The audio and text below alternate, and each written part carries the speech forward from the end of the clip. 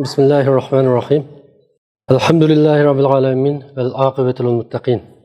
Bizden bugün sözleydiğimiz hazırlaş noktasından insanın nefsigi en ağır keladigan.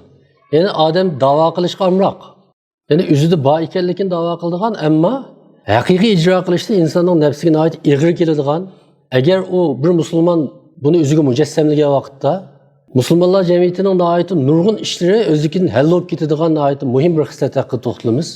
U bo'lsa-mu sahiylik. Yani iqtisodiy jihatda kengqo'llik. Ama sahiylik deganimiz buning arabchadagi udul ma'nosi karim degan so'z bilan ifodalanadi. Yani hatta bu karim degan so'z Uyg'urchadagi sahiylikdanmi jiqroq ma'nolarga ega. Oliyjanoblik, barliq go'zal axloqlarning umumiy atilishi degan ma'nolar bor. Yani bu yerda sahiylikni arabchadagi bu ifodasi Uyg'urchadagi ifodasidan jiq kengroq. Xuddi anaqa sahiylik barliq go'zal axloqlarning gultoji degandek bir ma'noga ega. Hamda Allah Qur'oni Karimda, Peygamberimiz hadisida o'sha Allah yo'lida pul mol sarf qilish, iqtisodiy jihatdan badal to'lash, din uchun, boshqalar uchun, yaxshilik uchun, ya'ni o'zi ega bo'lgan iqtisoddan hajlash haqida o kadar ko'p tashviq, oyat va buyruq kelganki, biz balki har kuni Qur'on o'qigan vaqtimizda har qatim Qur'onni olib varaqlasak, shunga munosabatli bir ikki oyatga uchrashimiz mumkin. Şu Allah Qur'oni Karimda deydi: Allohga va uning payg'ambariga iymon keltiringlar. Allah sizlarni ega qilgan mollardan sadaqa qilinglar. Yani Allah sizlarni ega qilgan mollardan sadaqa qilinglar. Ey müminlar, savdo satiq, do'stlik, Allohning iznisiz shafaat bo'lmaydigan kuni, ya'ni qiyomat kuni yetib kelishdan burun, yana sizlarga biz rizq qilib bergan mollardan yaxshilik yo'llarga sarf qilinglar. Biz ham bizning dinimizdagi islomning 5 asosini bilamiz. Buningda namozdan keyin qolsa, bunun zakat ekanligini bilamiz. Zakat dal mana bu biz bir insonning sahiyligini, haqiqiy keng qo'l yoki emas ekanligini sinaydigan nihoyat muhim amallarning biri. Zakatni Payg'ambar alayhisalom vafot bo'lgandan keyin shu Saudiya Arabistonining shimol tarafida yashaydigan bir turkum musulmon bo'lib bo'lgan bir turkum qabilalar buni berishni rad qildi. Shu vaqtda Hazrati Abu Bakr shularga qarshi jang e'lon qildi. Hatto ular namoz o'qib tursa-mu, o'zini musulmon deb da'vo qilib tursa-mu, men namoz bilan zakatning o'ttirisini ayirib etadigan kishilar bilan urush qilaman.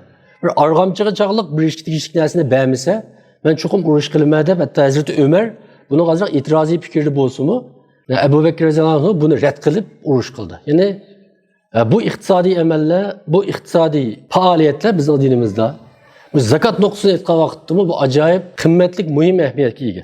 Endi buning dalaksi xuddi nurg'un oyatlarda sahiylikqa, kengqo'llikqa qanday targ'ib qilgan bo'lsa, buning dal aksi bo'lgan qisqiqlik, bexillik, xasislikni Qur'oni Karimda shunchalik ko'p yerda so'kkan.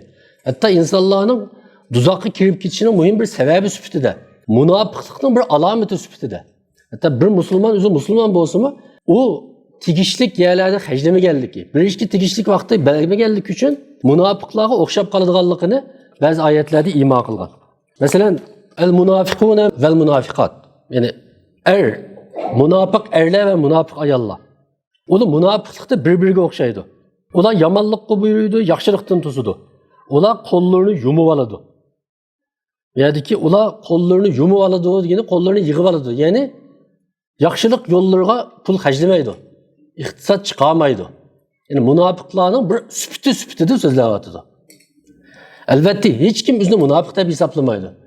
Ama Kur'an'daki nurg'un oyatlarga va hadislarga qarasak, agar diqqat qilmasak, o'zimizni haqiqiy mu'min musulmon hisoblasakmi, ba'zi munofiqlarning marksiga aylanib qolgan ba'zi qilmishlarning musulmonlarning hayotidami, bizning turmushimizda tepilib qolganligini ko'ralaymiz. Mana bu eng hazar aylashga tegishli ishlarning biri. Mesela bu gezi kelganda isim keldi.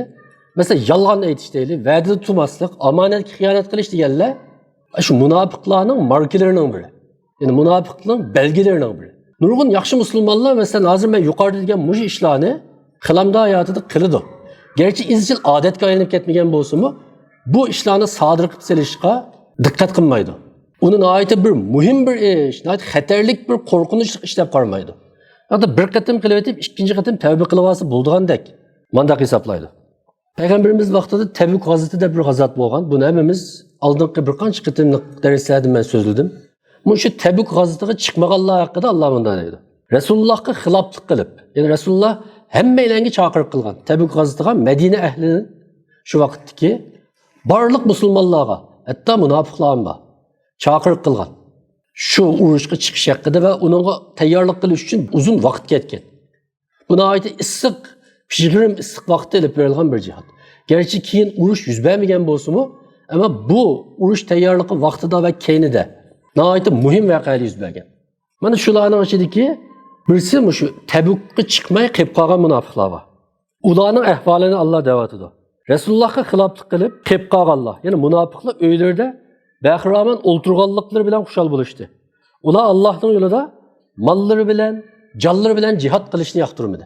Masalan, mushuni bunda o'ylab boqadigan bo'lsak, bugungi holimizga qarasak, bizning hozirgi holatimiz, bizning hozirgi mazlum holatimiz, bizning hozirgi ishg'oliyatning ostida qolganligimiz, bir turkumlarimizning yurtimizdan shunda surgun bo'lganligimiz, mutlaq ko'pimizning vatanda zolimlarning tapini ostida mazlum holatda qolganligining o'zi bilan bizning hammamizning imkoniyati bor chet elda kuchi yetganlarning ularga qarshi bir pozitsiyada bo'lishi, imkoni ichida harakat qilishiga yeterlik bir holat. Mana bu shunday holatda shu meli bilan, shu jeni bilan bu ish uchun kurash qilayotgan, mujodala qilayotgan qanchalik intayin az. Chet eldagi Uyg'urlarning balki 5-10% mi o'zi bu mujodalaga haqiqiy ishtirok qildi deyish intayin qiyin. Ammo shu qatnashmaganlarning hech qaysisini shu Tabukka chiqmagan, shu bahona ko'rsatgan munofiqlarga selishtirsak, chuqur xafa bo'laydi. Ya biz unda emas deydi. Bexillikning qandaylik haqida Alloh mundaq deydi.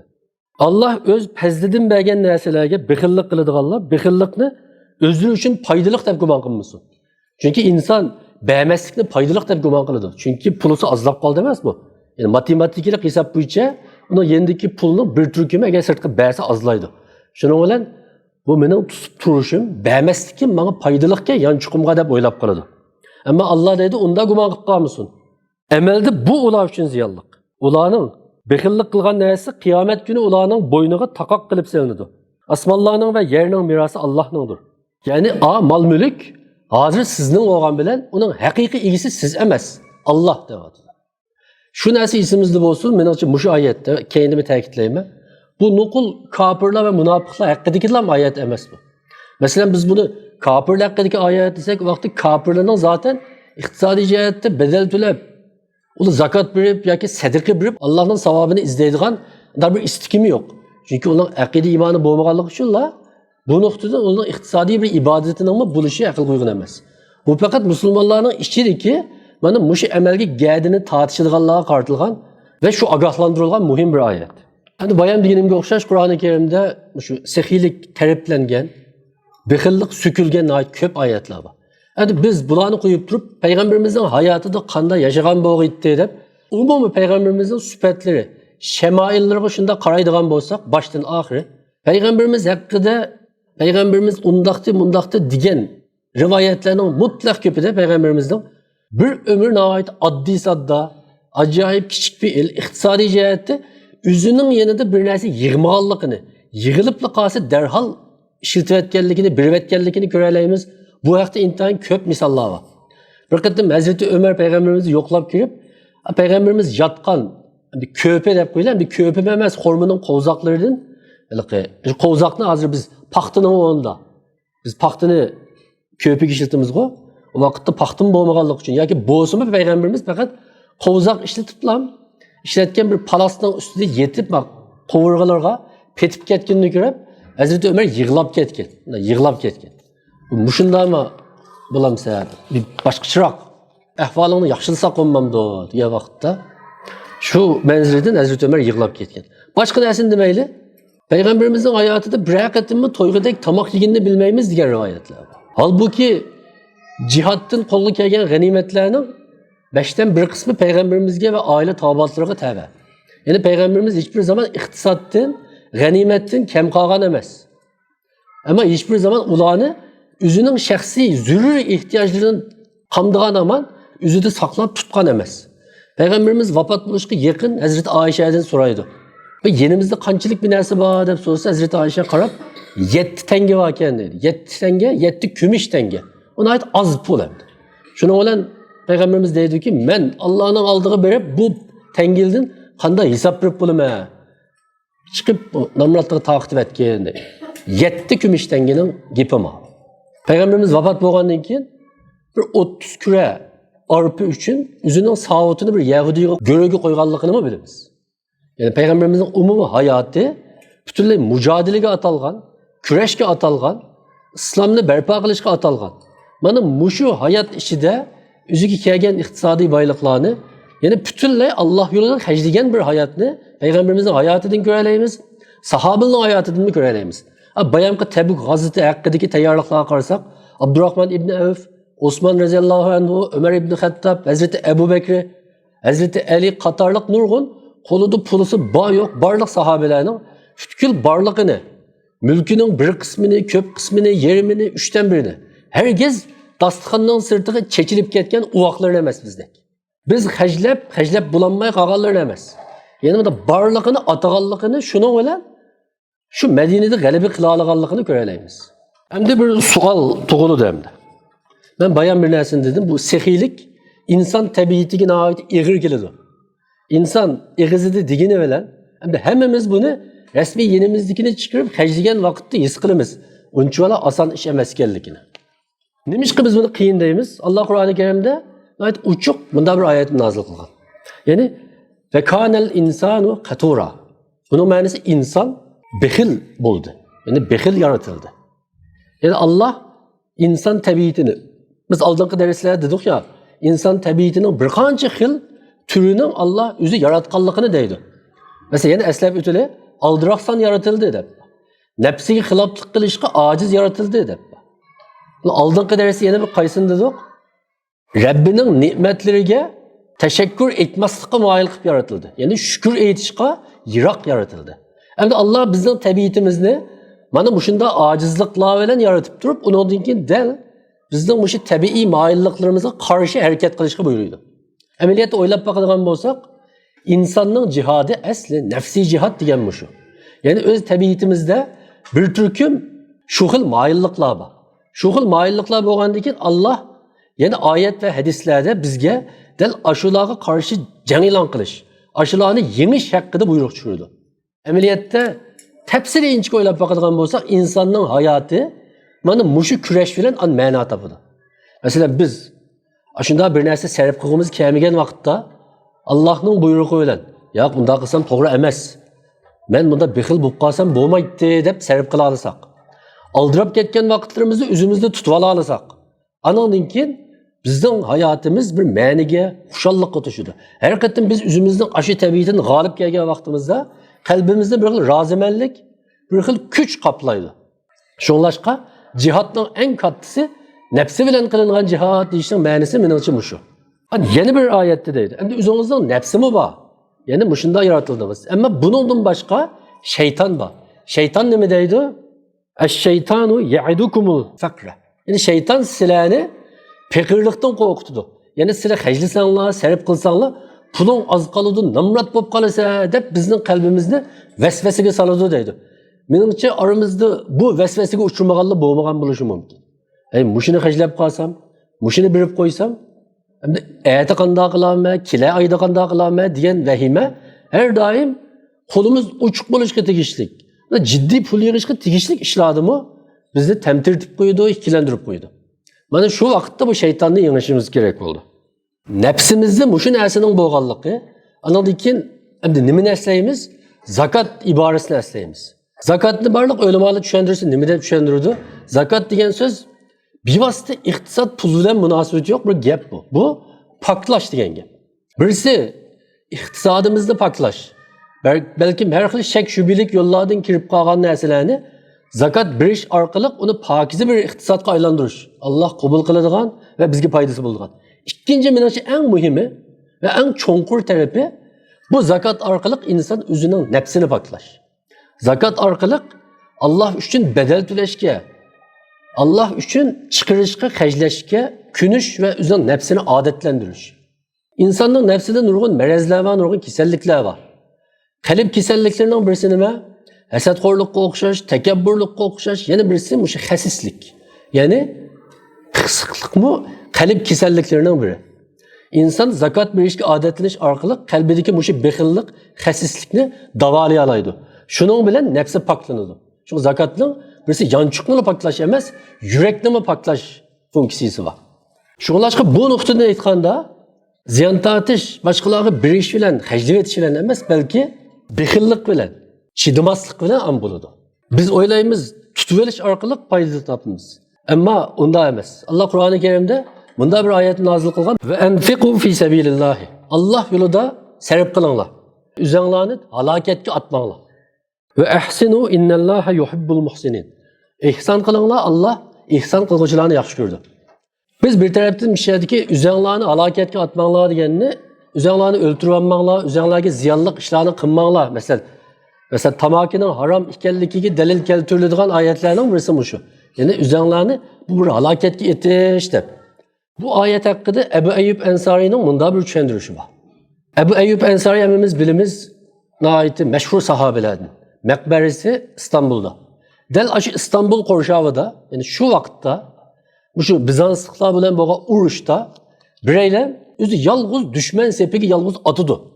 Şunu ben sahabeli derhal, hey sen üzerine halaketki attı. Sen halaketki attığın diye vakitte Ebu Eyyub Ensari bilen tutup yok. Sizler bu ayetin manisi hata düşünüp kepsizler. Bu ayetin manisi aynı vakitte biz Medine'de cihat kılıp, uruş kılıp, keyin asla terikçilik bilen, ticaret bilen boğandın keyin, yani cihatlı taşlap etkenden keyin, Allah yolu pul haclaşta taşlap etkenden keyin bu ayet nazil olgan. Yani bir yerdeki hakiki alak bulaş, Allah yolda küreş kılışını, Allah yolda haclaşta taşlap etsek, anıldan keyin alak bulumuz diyen gepte bu ayetini Ebu Eyyub Ensari manda düşündürgen. Bu ayetin üzüğü karısak mı? Allah yolda haclanla, Allah yolda çıkırınla, üzerlerini halaketke atmanla. Yani eğer Allah yolda haclamasanlar, çıkarmasanlar, silah halak kuslar diye. Ameliyette reallıkımızı körüstü atmamdı. Allah yolunda kılmagan küreşlerimizden, haclamagan pullarımızdan bedelini bugün bütün Uygur milleti tatip atmamdı. Hem de üçüncü bir mühim nokta, biz hakikaten haclisak, sarf kılsak, bizim mal dünyamız azlap kalamdı. Hem de Allah Kur'an-ı Kerim'de bizim bu şu gumanımız, bu şu şek şübhimizni nurgun ayetler arkalık yok çıkarmakçı buldu. Halbuki bayan degenimdek kalbimizge en ağır keladigan, şundaqla bir müminning imanı en sinirladigan muhim imtihanlarning biri del mushu. Bu qandaq? Men tuli ta'kidlaganimga o'xshash Allohga iymon keltirish deganimiz Allohning barliq birligiga iymon keltirishdan boshqa Allohning sifatlariga iymon keltirish.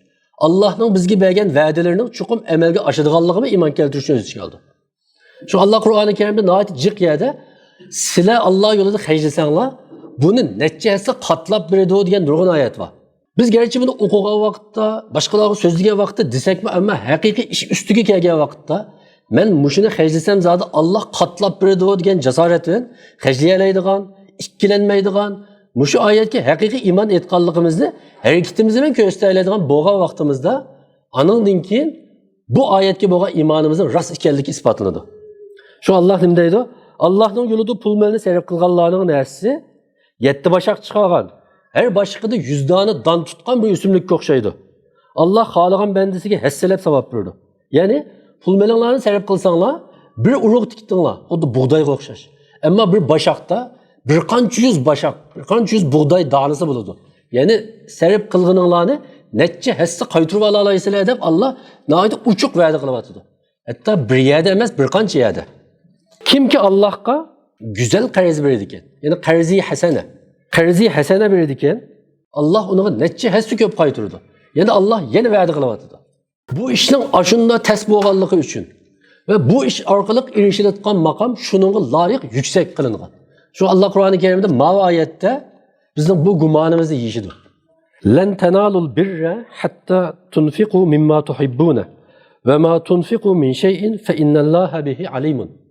Sizlar hergizmi yaxshilikni qo'lga keltirolmaysizlar. Ya'ni el birruning ma'nosi barliq taqvodorlik, yaxshilik, pul xarjlash deganga o'xshash islom buyurgan barliq yaxshi amallarning umumiy nomi el birru degan gap. Ya'ni sizlar haqiqiy yaxshi ish qilgan bo'lmaysizlar. Yaxshi ish qilishning maqomiga yetgan bo'lmaysizlar. Qanday qilmoqcha? O'zingizning eng yaxshi ko'radigan narsani xarjlamagicha, chiqarmagicha sizlar yaxshilikning maqomiga yetgan bo'lmaysizlar dedi. Amaliyat o'ylab baqilgan bo'lsak, nurg'un yaxshi ishlarni qilamiz. Ammo yaxshilikning kattasi mush ekan degan vaqtda.